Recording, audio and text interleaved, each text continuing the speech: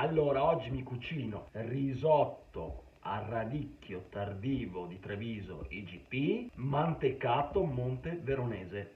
Guardate che robetta. Allora, radicchio tardivo di Treviso, ha sempre questa forma qua allungata. Una cipolla, ne uso mezza. Per il brodo io uso il vegetale, ma chi vuole può usare anche il brodo di carne. 50 grammi di formaggio grana, un po' di burro, olio d'oliva, mezzo bicchiere, un po' di più di vino bianco e questo formaggio che è eccezionale, che è il Monte Veronese. Lo taglio circa così. Questo dà un sapore, ragazzi, eccezionale. Guardate che bello che è. Pensate che è troppo, ma non è troppo perché dopo si restringe tutto. Ecco, io di cipolla ne uso così più o meno. Potete usare cipolla rossa, cipolla bianca, cipolla di tropea. La potete anche frullare volendo. A me piace quei pezzettoni un po' grossi. Allora andiamo a preparare un po' di brodo vegetale.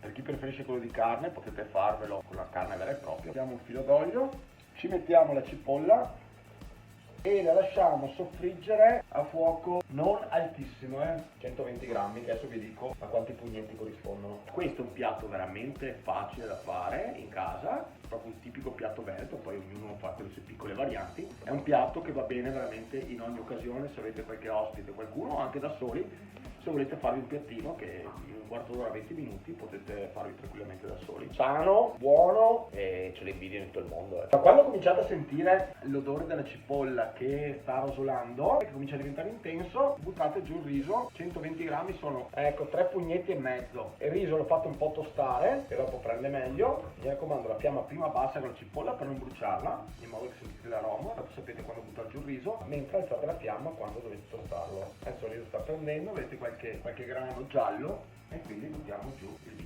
vino bianco, ma potete anche usare prosecco se volete, viene ancora più buono. Adesso lasciamo che evapori. Ecco, il nostro vino è quasi evaporato, quindi cominciamo con il brodo e mettiamo giù un po' per volta, mi raccomando. Con il brodo vegetale io ci aggiungo sempre un po' di sale per sicurezza, aggiusto un po' di pepe.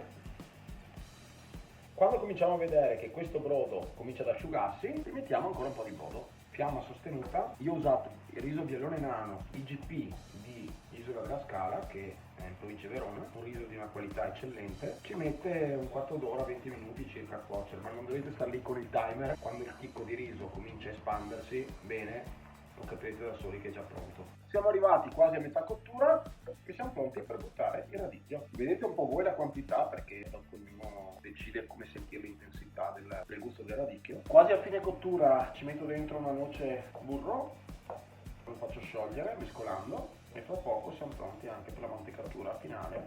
Quindi per chi vuole stare più leggero lo fa senza il burro.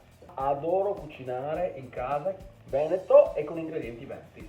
Vedete che il riso è diventato bello grosso adesso, è quasi pronto. Se volete stare leggeri, 60 grammi con il riso è la porzione ideale. La mantecatura la faccio sempre a fuoco spento perché viene più uniforme. Vi insegno questo piccolo segreto: per vedere se è pronto, fate così, si forma un piccolo buco nella pentola. Se la schiumetta scende piano, vuol dire che è pronto. Se scende troppo veloce, vuol dire che è troppo pieno. Spegniamo il fuoco. Il Monte Veronese, che è un formaggio fresco, è un formaggio di Verona buonissimo. Mescoliamo il grana e mantechiamo. Come vedete non è così difficile mangiare a casa, bene, è sano. Io adoro l'impiattamento, anche perché credo che l'impiattamento, quando si presenta bene un piatto, anche se si mangia da soli, ti libera la mente e ti mette un sacco di pace, anche se da solo un po' di pepe giusto per dargli colore, 2 foglioline di radicchio. Ed ecco a voi il riso biellone nano con radicchio tardivo di Treviso e mantecatura Monte Veronese, impiattato anche per casa, anche se da soli, ti dà un sacco di pace, un sacco di felicità e poi ti fa sembrare che sei al ristorante. Perdere 20 secondi per l'impiattamento ci si dà un perché al fatto che siamo impegnati 20 minuti per cucinare, emozionandoci se siamo da soli o siamo accompagnati. Alla prossima con Mangio a Casa Veneto. Ciao ragazzi!